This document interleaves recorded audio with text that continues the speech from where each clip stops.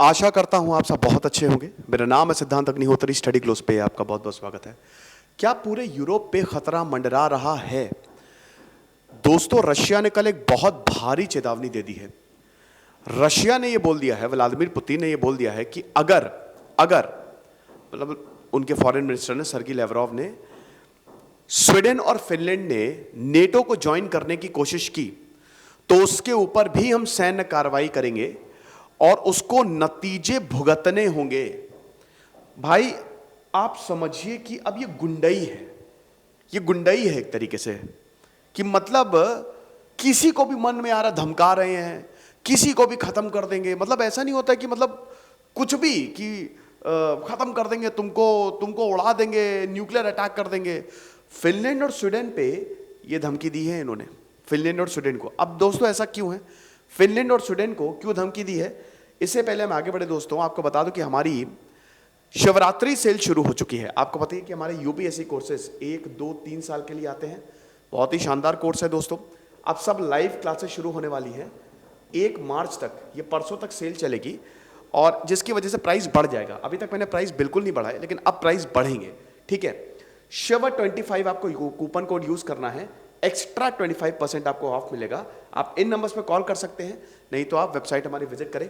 ये हमारा combined NCERT का बहुत ही शानदार कोर्स है, इसके भी प्राइस बढ़ेंगे क्योंकि अभी तक मतलब वही चीज़ है कि अब जैसे अभी तक तो मैंने प्राइस नहीं बढ़ाया। हिस्ट्री में भी हिंदी की पीडीएफ आ गई है, पॉलिटी, इकोनॉमी, ज्योग्राफी और भी बैंक, एसएससी के कोर्सेज है। आप हमारा ऐप डाउनलोड करें, इन नंबर्स पर कॉल करें, नहीं तो आप सीधा ऐप डाउनलोड करके आप डिटेल्स ले सकते हैं। तो बात यह है कि अभी इस समय नेटो में टोटल 27 मेंबर्स हैं।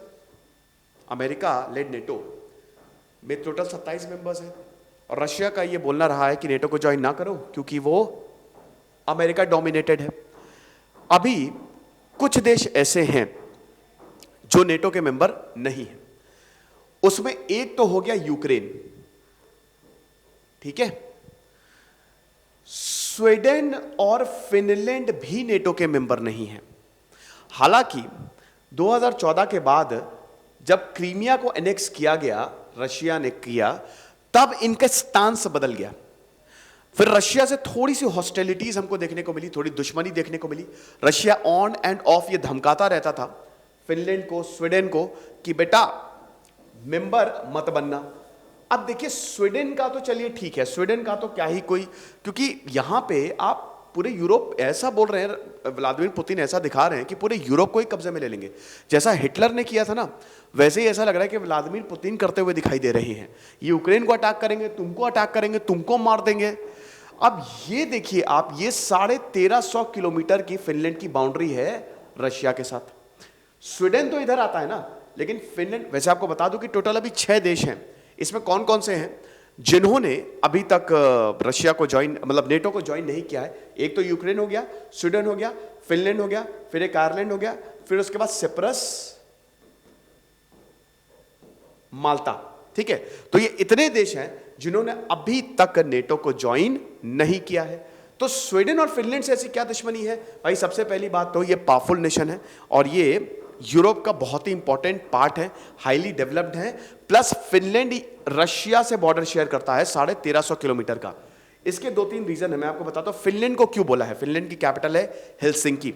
फिनलैंड के फॉरेन मिनिस्टर ने साफ कर दिया, हार्वेस्टो ने बोल दिया कि भाई देखो ऐसा नहीं है और ये इनका डिसीजन है और ऐसा कुछ नहीं होगा, सैन्य कार्रवाई नहीं होने वाली, क्योंकि इससे पहले भी व्लादिमीर पुतिन रशिया ऐसा बोल चुका है। 2016 में भी उसने इस तरीके का बयान दिया, तो ऐसा कुछ भी नहीं होने वाला। स्वीडन ने बोला है कि भाई देखो, तुम हमको ना बताओ क्या करना है, हमको पता है, ठीक है, हम स्वायत्त हैं, हम आजाद हैं, तो हमको अपनी रक्षा करना आता है, अपनी सिक्योरिटी मेंटेन करना आता है, तो कृपा करके हमको ज्ञान ना बांटो। मतलब इन बिटवीन द वर्ड्स ये कह सकते हैं। स्वीडन का न्यूट्रल व्यू रहा है पिछले 200 सालों से, ठीक है। पिछले 200 सालों से स्वीडन बिल्कुल न्यूट्रल रहा है, उसने किसी को भी सपोर्ट नहीं किया। स्वीडन की कैपिटल है स्टॉकहोम।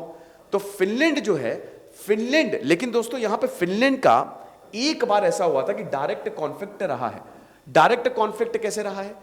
1939 पढ़िएगा, 1939 से 40, 105 दिनों का वॉर, लगभग 3.5 महीने ये वॉर चली थी, जिसको विंटर वॉर बोला जाता है, जिसको विंटर वॉर बोला जाता है।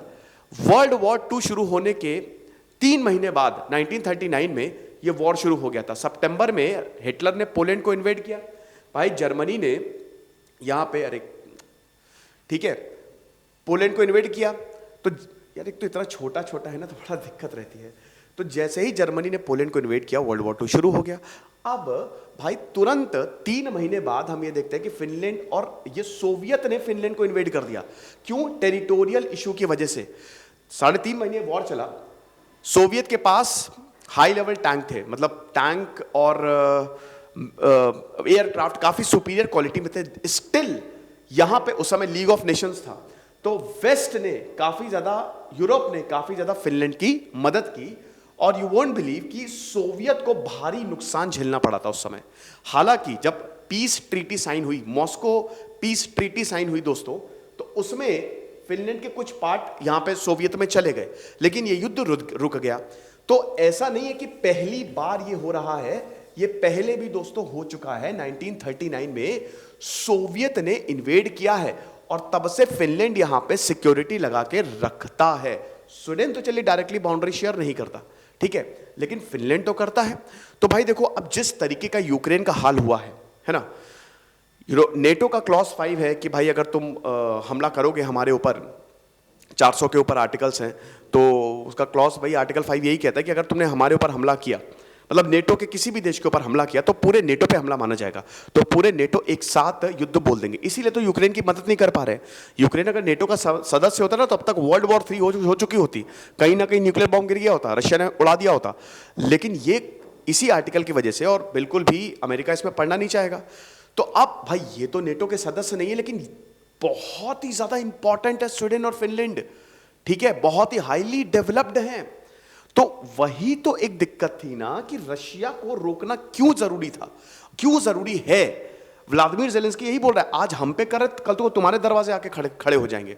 आप ये समझो कि अगर इसने यूक्रेन को अटैक कर लिया, एनेक्स कर लिया, जैसे जब चाइना ने तिब्बत को एनेक्स किया, ये देख रहे हो ना, चाइना की जो बाउंड्री है, भारत किधर चला गया, हाँ, चाइना की जो बाउंड्री है वो पहले भारत से नहीं लगती थी, ये वाला पूरा का पूरा एरिया तिब्बत था। लेकिन जब इसने तिब्बत को जीता, तो ये बाउंड्री जो देख रहे हो ना, ये भारत से लगने लगी, है ना। और अब देखो कितनी शैतानियां कर रहा है। तो अगर रशिया ने पूरे यूक्रेन को जीत लिया, तो बेटा पूरा यूरोप एक्सपोज हो जाएगा, समझ रहे हो। ये बेलारूस तो खैर रशिया के साथ है, ये पोलैंड, रोमानिया, लातविया, जर्मनी, ये पूरा का पूरा यूरोप, फिनलैंड, स्वीडन तो है ही, एक्सपोज हो जाएगा। और रशिया का डोमिनेशन तो बढ़ता ही जा रहा है, क्योंकि कोई बोल तो रहा नहीं है। हालांकि यूक्रेन की लगातार मदद पहुंचाई जा रही है यूक्रेन को, ठीक है। कल ही फोन से बात की, बाइडेन ने बोला कि अरे नहीं परेशान मत हो, हम तुमको सारी सहायता देते हैं। पहुंचाएंगे कहां से, ये एक बहुत बड़ा सवाल है ना।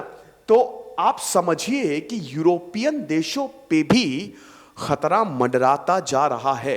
अगर यूक्रेन रशिया के पास गया तो डेफिनेटली एक खतरा रहेगा। और रशिया में डेमोक्रेसी नहीं है। व्लादिमीर पुतिन की बायोग्राफी अभी मैं रिव्यू करूंगा, ठीक है, 2 घंटे बाद। बहुत डिमांड आ रही है, मैं करने वाला हूं कि इतने ताकतवर बन कैसे गए। तो रशिया जो है, अगर आप रशिया को देखें तो यहां पे 2 टर्म से ज्यादा प्रेसिडेंट नहीं बन सकते थे, लेकिन व्लादिमीर पुतिन ने अपने संविधान में चेंज करवा दिया और अब वो 2036 तक राष्ट्रपति बने रहेंगे। तो उनका अथॉरिटेरियन रिजीम है। हालांकि रशिया के लिए वॉर उल्टा जा रहा है, पूरे देश एकजुट हो चुके हैं। गूगल, यूट्यूब, अब तो एलॉन मस्क ने भी बोल दिया कि बेटा हम स्टार लिंक देंगे यूक्रेन को। तो जितने भी बड़े बड़े ताकतवर लोग हैं ना, वो रशिया के खिलाफ जा रहे हैं। प्लस रशिया के जो लोग हैं वो भी रशिया के खिलाफ जा रहे हैं। तो रशिया के लिए वॉर लेने के देने पड़ रहे हैं और रशिया को भी अच्छा खासा नुकसान झेलने को मिल रहा है। हाँ, याद रखिएगा कि अभी रशिया ने पूरी तरीके से अटैक नहीं किया, ये फर्स्ट फेज है। रशिया, देखिए होता क्या है ना कि ये फर्स्ट फेज है, जिसमें 15,000 से 20,000 फाइटर्स जो सोल्जर्स हैं और एयरक्राफ्ट, टैंक्स अभी यूक्रेन घुसे हैं। अभी सेकंड थर्ड वेव भी आएगी। 1.5 लाख सोल्जर्स है भाई बॉर्डर पे तैनात। तो यूक्रेन जीत तो नहीं सकता, लेकिन फिर भी यूक्रेन लड़ता जा रहा है। सैन्य मदद यूक्रेन को दी जा रही है, ठीक है। और अभी ये वॉर लंबा खिंचेगा, 10-15 दिन तो चलने वाला है। ना चले वो ज्यादा बेटर है। जितनी जल्दी ये वॉर खत्म होगा, उतनी जल्दी लोगों की जान बचेगी। लेकिन यूक्रेन का ये स्टेटमेंट देना, ये अपने में रशिया का ये स्टेटमेंट देना, ये बहुत बड़े सवाल पैदा करता है कि भाई आखिरकार पुतिन चाहता क्या है। क्या पूरे यूरोप या वो जो सोवियत वाला एरा है वो वापस लाना चाहता है? समझिए कि इस समय सबकी बैंड बजी हुई है। और एक फैक्ट आपको बताता हूं, ये इधर वाले देश ना बहुत ज्यादा ताकतवर है। अगर आप देशों को डिवाइड करें तो ये वाले जो देश है ना, ये यूरोप डेवलपमेंट पे ज्यादा फोकस करता है। ठीक है, तो यूरोप में डेवलपमेंट बहुत ज्यादा है, मिलिट्री पे इतना खर्चा नहीं है। मिलिट्री का दारोमदार अमेरिका ने ले रखा है, यूरोप के मिलिट्री का, तभी तो नेटो है ना, वो अमेरिका ने ले रखा है। तो ये वाला जो पार्ट आप देख रहे हो ना, ये इधर वाला पार्ट, ये बहुत ज्यादा ताकतवर, इसमें भारत को भी ले लीजिए, भारत को भी जोड़ लीजिए। देखिए, भारत एक ऐसा देश है जिससे कोई नहीं जीत सकता। आपको जान के हैरानी होगी, लेकिन अगर अमेरिका भी अगर सीधे भारत से बढ़ जाए तो भी भारत से नहीं जीत सकता। पता है क्यों? क्योंकि एक तो भारत में लीडरशिप बहुत ज्यादा ताकत, बहुत कमाल की है। चाइना भी भारत से नहीं जीत सकता। चाइना 1962 छोड़ दीजिए, उसके बाद चाइना की हिम्मत नहीं हुई है। तो भारत एक बहुत ही पावरफुल देश है, इसीलिए व्लादिमीर ज़ेलेंस्की बार बार भारत से बोल रहे हैं कि आप कुछ करिए, कुछ तो करिए।